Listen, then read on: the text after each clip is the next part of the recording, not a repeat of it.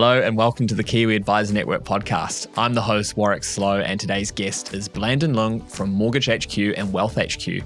Blandon was a fantastic guest. He's very open and authentic, and we discussed his journey into the industry, as well as how he's built MortgageHQ into a marketing machine and how him and his business partner, Andrew, have done a fantastic job of mentoring and growing a lot of new talent into the industry through their business.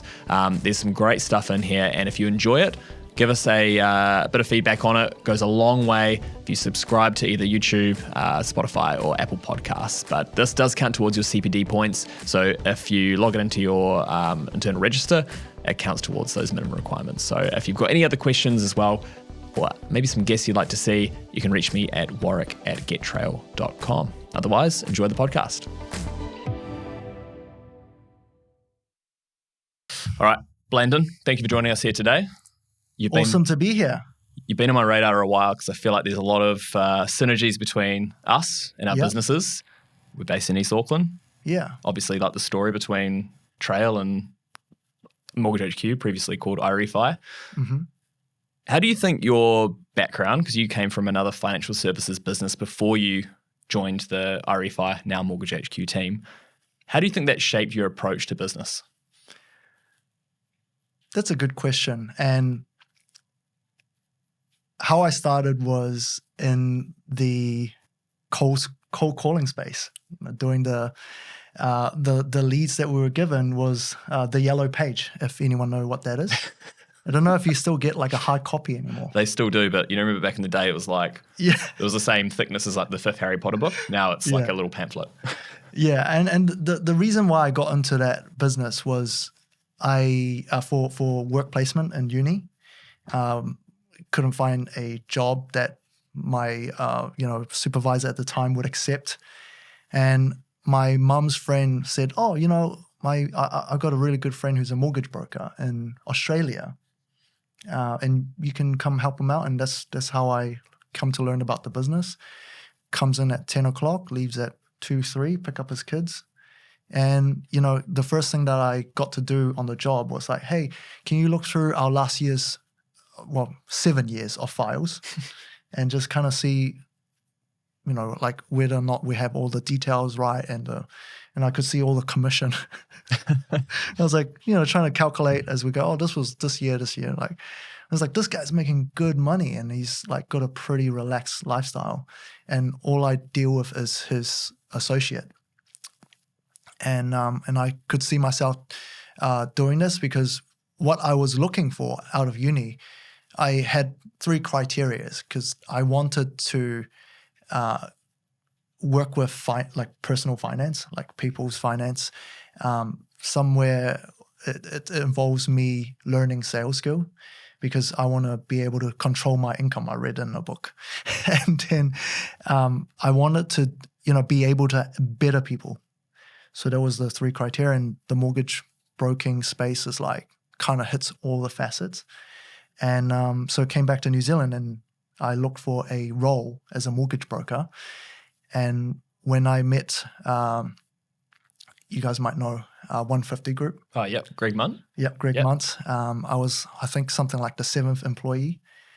And Greg took me in, and so like he showed me the insurance side instead. It's like, this is a better way to learn the business. And so I like, okay, just gave it my all for the 2 years, because even though I came in for a mortgage job, like learned the insurance side.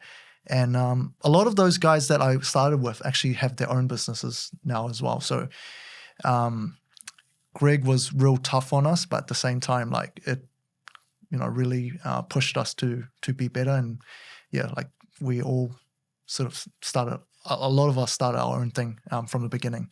That tough love can really, shape and mold how those people progress. Maybe if it was a bit softer on you or it was a bit more freedom, then, you never know. You wouldn't be sitting where you are today. Yeah, I think what Greg was definitely good at was like, well, actually at the start of our business, what we need is this personality that, don't mind rolling up their sleeve. But as that organization became more established, they started, recruiting different type of people. They needed, more consistency, like more grounded, less ideas, follow the system. Yeah. Yeah. So yeah, he definitely did well in that sense. Because you do learn a lot from everybody you've worked with. Every manager, you pick up little traits and habits. And it's amazing if you look at MortgageHQ, not to blow too much smoke up your bum, but, you know, with the resources you guys have, I'd say there aren't many better in that content space in this industry in terms of a marketing machine. Like, what do you think's been able to set you guys apart when it comes to creating content and just pushing it out? I think it's just believing in what you are doing is good. I think not in terms of the quality of my work is good. It's like I believe in the message I'm passing out, and then the quality factor becomes less relevant because it's about just keep getting better. Like People can see, they can see the authenticity when you're talking. So it's almost, it's like that expression, like people don't remember the exact specifics of what you say. They remember how you make them feel. Yeah, hopefully that's what comes out. But, you know, like I try to, be genuine about it. It's like, this is what I believe in. This is what I think people need right now. Because, you know, a lot of the topics is not like, yes, there is a little bit of, okay, a bit of research, see what's clickable. But a lot of it started with, okay, I'm talking to 100 people and this is the common problem that they face. And I wish they have a bit more to work with, you know, that would help them. And this is the information that I would tell them. So instead of me telling that thing 100 times, it's like, here's a video, like here's 3 videos that I think might be a good fit for you. And I suggest, like, I mean, all advisors do that. Like you're going to find that there are a lot of things that potentially you have to repeat yourself all the time. You know, just put in the video form. It's not too hard. You know, like you're good at sitting in front of the clients, then why not just record that like you're sitting in front of a client? Like you don't need it scripted, right? Like I see potentially some people go from like really, really good at meeting and then they make this video, they just like literally read off the script. They don't need to. Just pretend they're actually talking to the client, and that is going to save you a lot of time. I think, as well as people trying to perfect it, they also try and get like the perfect setup when really the phone that you've got these days is going to do an amazing job. You could just sit there, record it, post it up into the website, and you're done. That's like 80% of the way there. Believe it or not, I am like more default to a perfectionist. But I guess as I, like, because I like drawing, I like art, I like design when I'm, you know, my younger, I still do. But as you learn, as you grow up, you're like, okay, you can't let perfect get in the way of just getting better and just keep doing it. Becomes diminishing returns once you've got that initial message out there. Yeah, you got it. Yeah. So that passion that you've got for helping people, is that what motivated you and your business partner, Andrew, to then grow out Wealth HQ and Insurance HQ out of the back of Mortgage HQ? It's a interesting story. I mean, Mortgage HQ, you know, like the reason why I decided to go down that path after doing insurance for a couple of years is a couple of years down the track, one insurance client, you know, I was booking appointments from, like I had a system to get appointments like after maybe a year. And that was real estate website. You can see all of the agents on there. And so you can see how many houses they sell. So I can kind of gauge where that person is. It's like if they're really busy, maybe I'll approach it slightly different.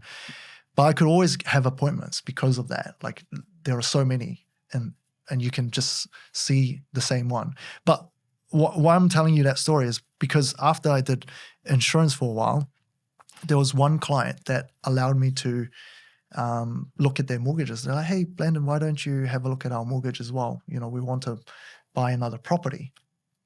And so I gave that a go. And I couldn't get the mortgage. But what happened was, like, I found that really interesting.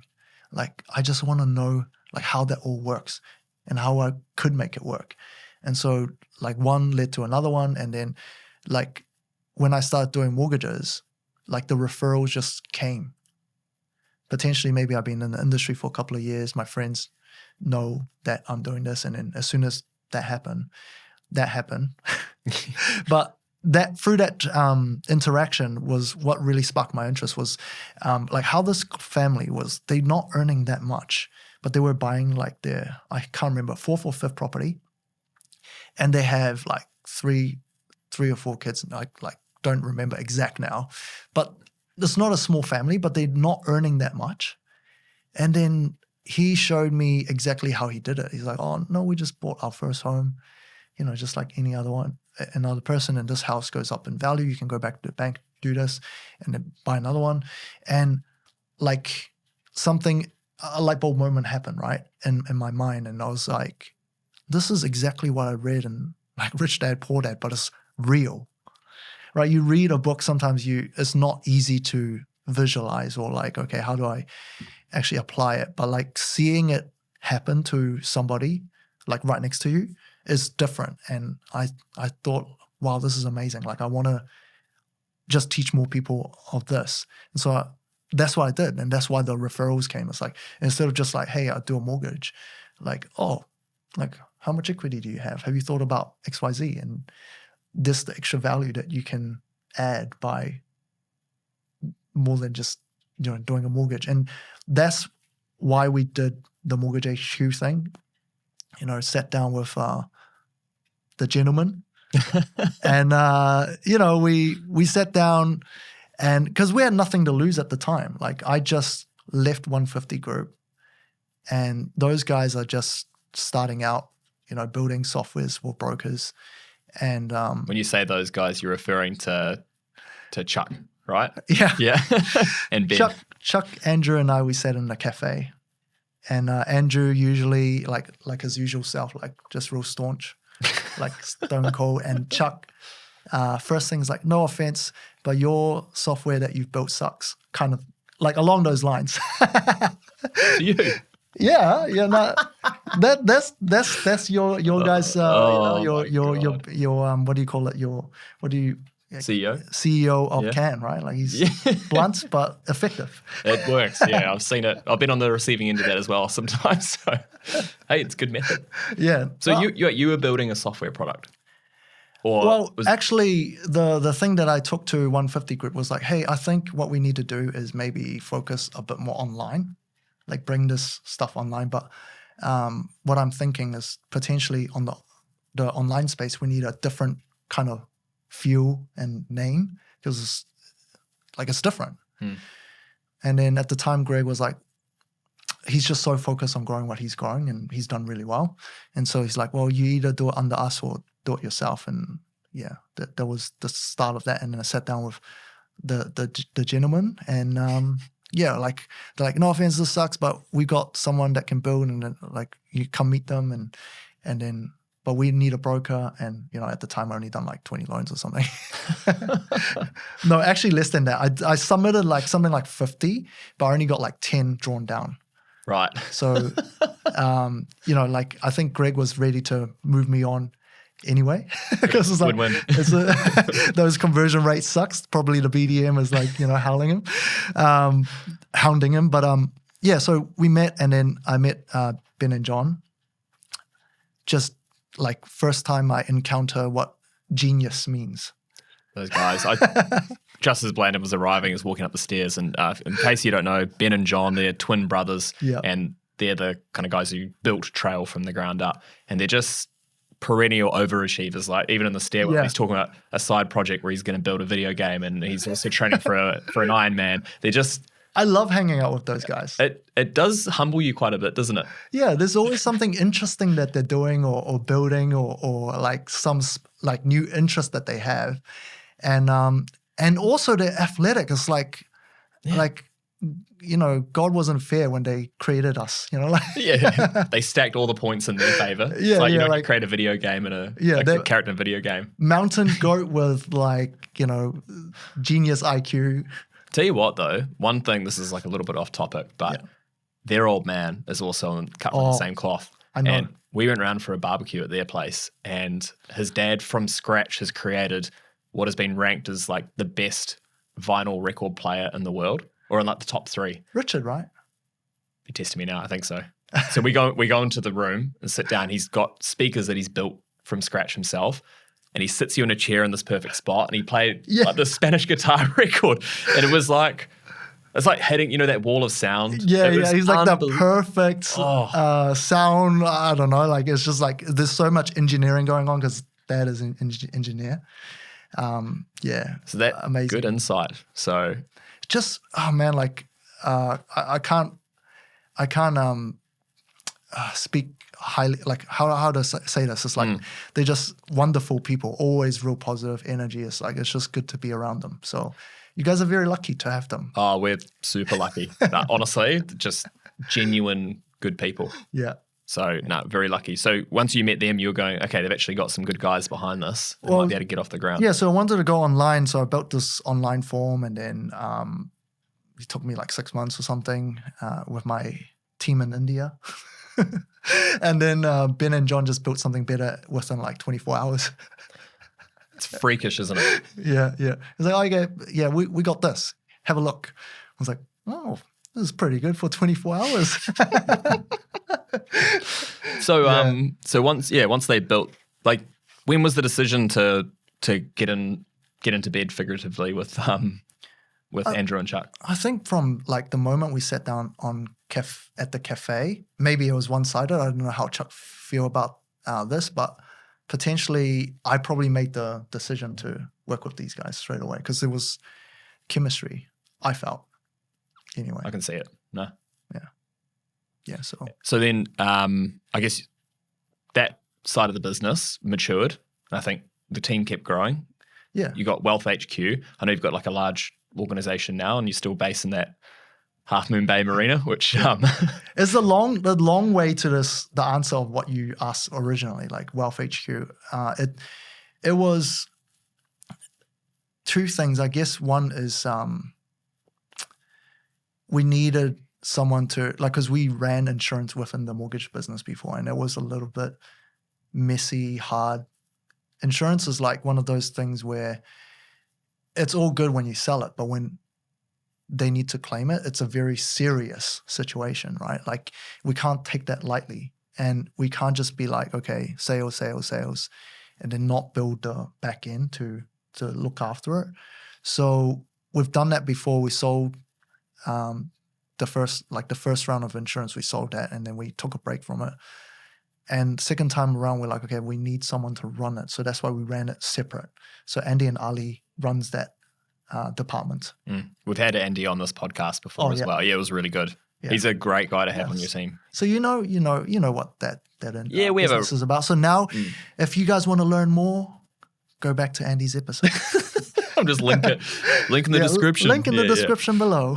So coming back to the marketing content, because I think one thing I can see from the outside is that a lot of businesses in this industry, they're an advice business and that's it. When I look at you, I see an advice business and it's almost like a marketing agency on the side. You know, if you think about your YouTube channel's got over 11,000 subscribers. You do podcasts, Andrew Malcolm's written a book. Yeah. You've also got the property life cycle seminar that you do. There's just so many different things. You've got these little plates that you're spinning at the same time. Like, how do you balance all of that? Balance. I think it's more about being a business owner opposed to mortgage advisor, I guess. Like, mortgage advice or mortgage advisor was maybe like a means to an end for me. And the end is creating a business that can, make a difference, right? So I think, it was always in the back of my mind what do I need to learn in business? What do I need to focus on? And I'm still, like, there's so much to learn, right? It's like I'm learning to build up leaders in the organization, transition good salespeople. Like, some salespeople will always just be really good salespeople. Some people can be managers. Managers can become leaders. And that's part of the process, I guess. And so the marketing side of it is, I think a lot of it is just like, it allows me to do the creative stuff that I want to do, because I told you, like, I like drawing and that sort of design and stuff like is more who I am to start with. So it gets to scratch that itch as well. Yeah. So that's good because you can tell you're passionate about it. Yeah. And it means that it's not a laborious task of, oh, I've got to do this blog article now, you know. I mean, if I gave you $1 for every time I've seen a website in this industry with a blog section, and you look at the last blog article and it's, 5 years ago. And then where you guys with, granted you've got a few more people on the team, but ultimately the same resources, you're pumping out stuff daily. But sometimes it's like that. It's like once you commit to one thing, and I guess I learned that, as an advisor as well, it's like, like some days you have really good calls. Some days you have really good bad calls and you're dreading to pick up the phone. But if you try to look over, I guess you try to measure your progress and look back over time, and you're glad that you got through it. It's like, I remember, is it the swimmer Ian Thorpe? Like how, the reason why he's so successful is like the habit that he has is like first thing he does in the morning is like he doesn't do anything else except for just jump in the pool first. That was the thing that he needed to do.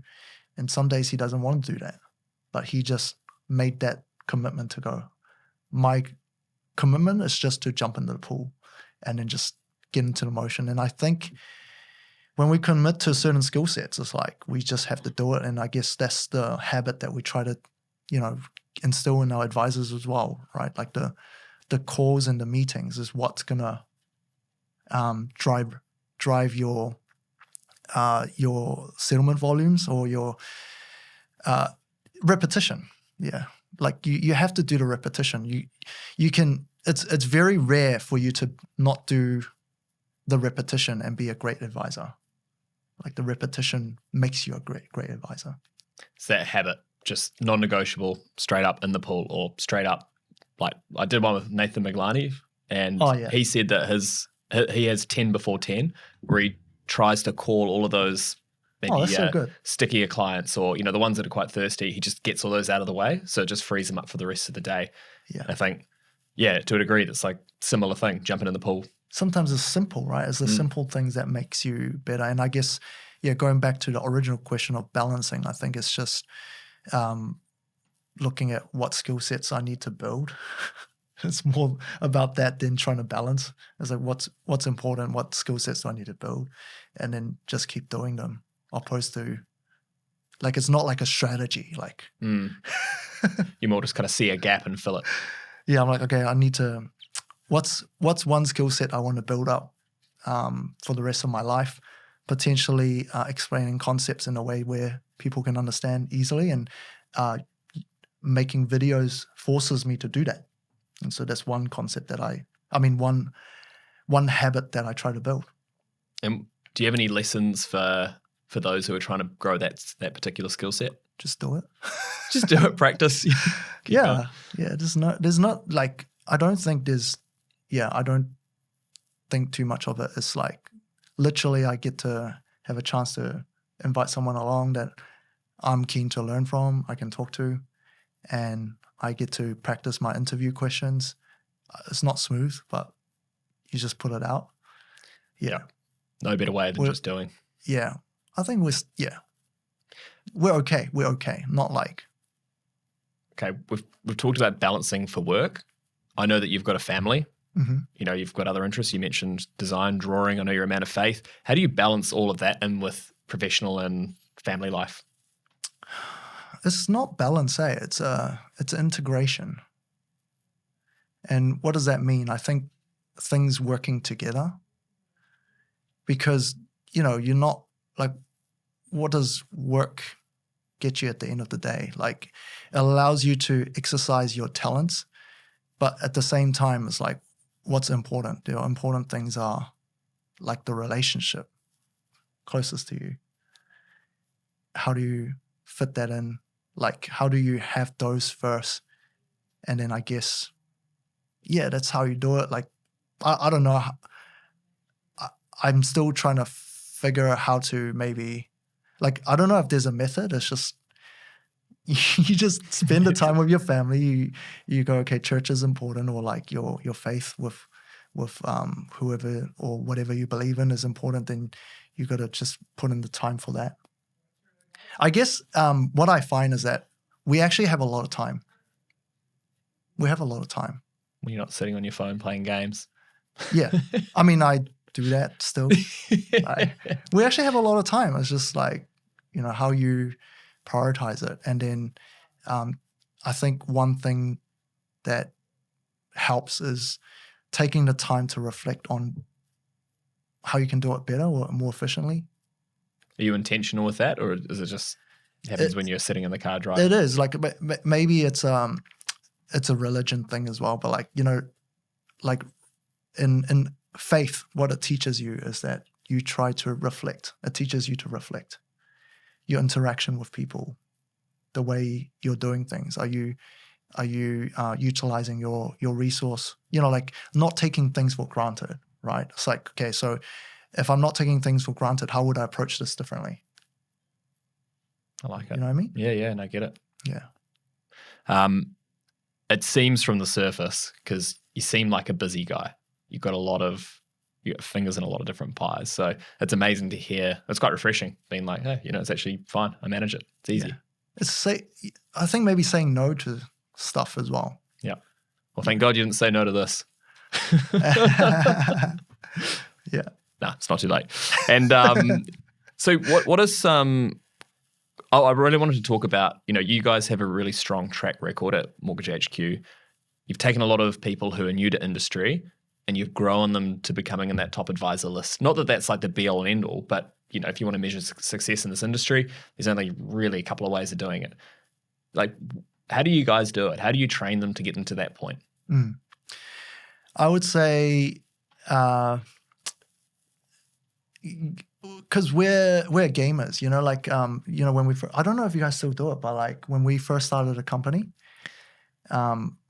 we have Counter-Strikes on Friday, and we get the beers and get Counter-Strike on, or I think we play, Chuck loves Age of Empire.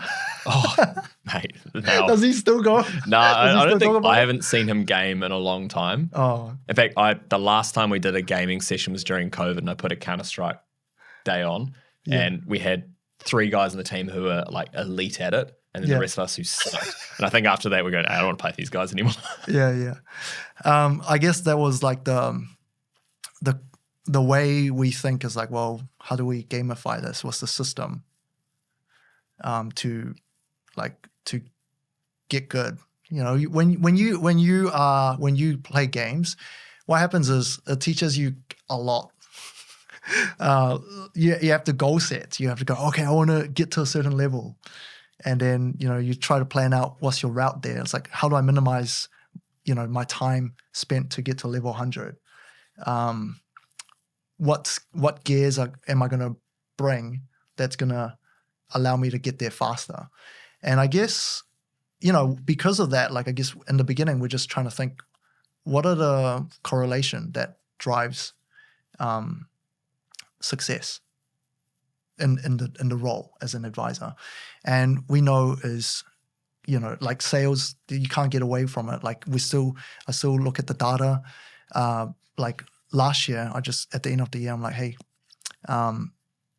Fraser, if you guys know, he looked at the data. I asked, what is the highest correlation between our volume and our activity? And no surprise, it's still dials. Mm-hmm.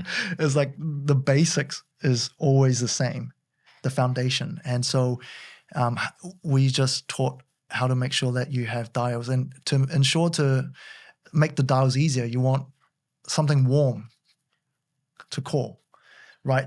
It's dreadful to ring Yellow Page. I know how dreadful it was.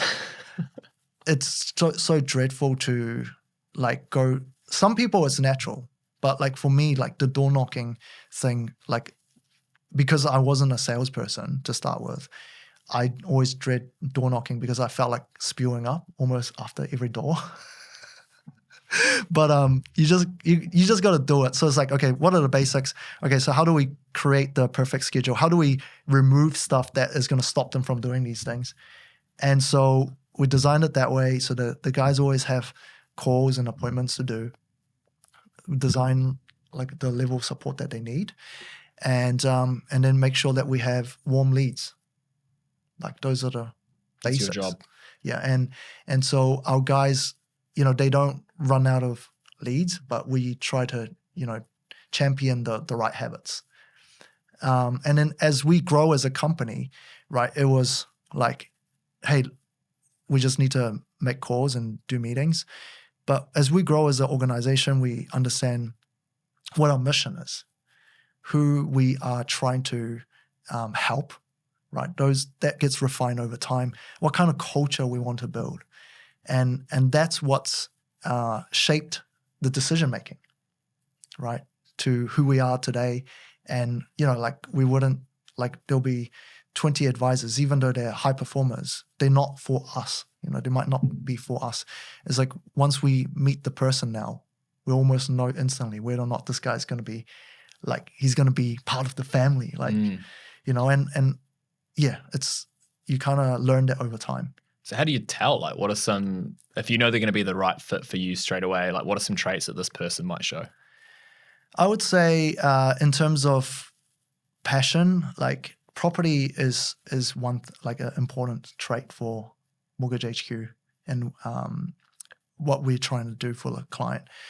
Because what we're essentially getting the client to do is at some point to explore the opportunity of investing the equity into properties. Because that one property over 10, 15 years is going to make a huge difference financially. We can obviously, there's a lot of ways to make money. You can build a business, you can buy shares, you can buy crypto. But, we're like, okay, well, we don't need to do all of that. We just specialize in this. So being a property enthusiast is important. And the second one is to do with, I would say the character is humility, right? I think, if you look at Z, right, this guy's writing, I don't know, last 3 years, probably over 150 million every year. But he's most humble guy, right? On the team. Yeah, there's friendly banters and we'd talk a little bit of what do you call that? When you play a game and you kind of what? Take it easy, or no, you kind of talk smack with each other. Oh, but a gamesmanship. Yeah, let's call it gamesmanship. He's got that, but at the same time, he knows when he needs to step down to help his team, and he's not I'm the guy generating everything, so then you have to look after me. Right. So he's obviously focusing really hard on his own stuff, but then when he needs to, he's jumping back, helping the team as well. Yeah. Because I've heard from others who have worked with him, and they say he's just an unbelievably hard worker. Yeah. A weapon.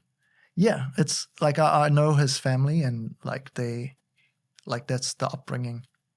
He's a table tennis champion. I've heard he's Olympic quality. Yeah. That's right. And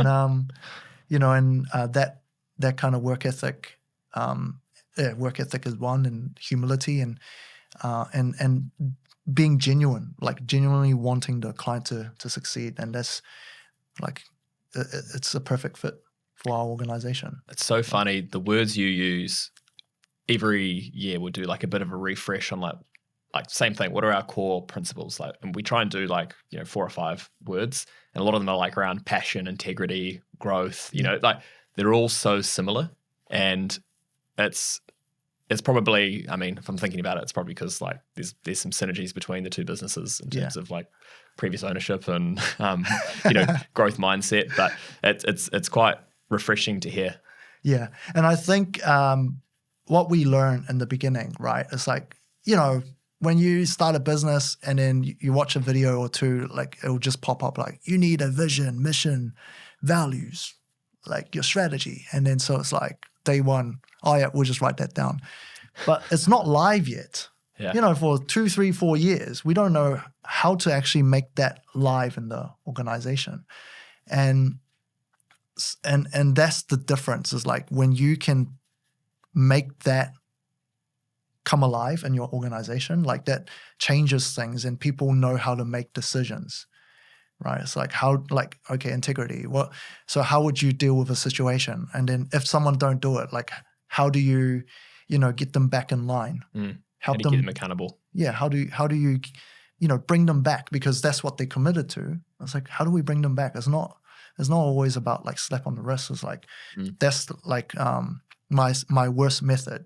Like if and I guess the team hates me sometimes for this, is like if I bring a salesperson, it's like I'm more the look, if this is what you want, this is what you need to do. I'm not holding them accountable enough. It's like I don't want to motivate you to do it. It's like, you told me this is what you want. Yeah, you need to motivate yourself. Yeah. But also I think people just needs that accountability as well. And like just learning as we go. So what's the future for Mortgage and Wealth HQ? What's the future? I think where we're heading with this organization is we're not looking to be the biggest, but we're looking to be bigger. And we want to run an organization that is, it's an employee-run organization. And what we mean by that is the shareholders shouldn't just be me. Like, I want my team to have vested interests to grow a team and organization, opposed to just like, okay, what's the next thing after you learn all this? Start a one-man band. And I guess what we're trying to do is go, you know what? Let's build a team, a machine that, will keep looking after our clients, keep providing jobs, and it'll grow itself. And yeah, we're looking for people that will want to be part of that mission. And the mission is helping Kiwis get into that position of becoming financially free. And it's not just a transaction of a mortgage, but going through that journey with them. And how do we do that smartly, systematically, digitally, right? Those are the things that we're trying to strive for as an organization. I love it. No, I love all the bits you've touched on about like the team's values, focusing the right attention, energy into the right things. I think you've got a lot to look forward to, and I really appreciate you coming on the podcast today. Thank you. If people want to reach out, how do they find you? mhq.co.nz. Yeah, it's got his phone number right there, front and center. Yes. Thanks so much, bro. It won't be there. It won't be there? Yeah, you'll find him online. Just comment on one of his posts. Wait, what did you say before? Sign up to one of the property seminars and he'll call you back straight away. Yeah, go ahead. If you guys want to do more property stuff, hit us up. Love it. Thanks so much, man.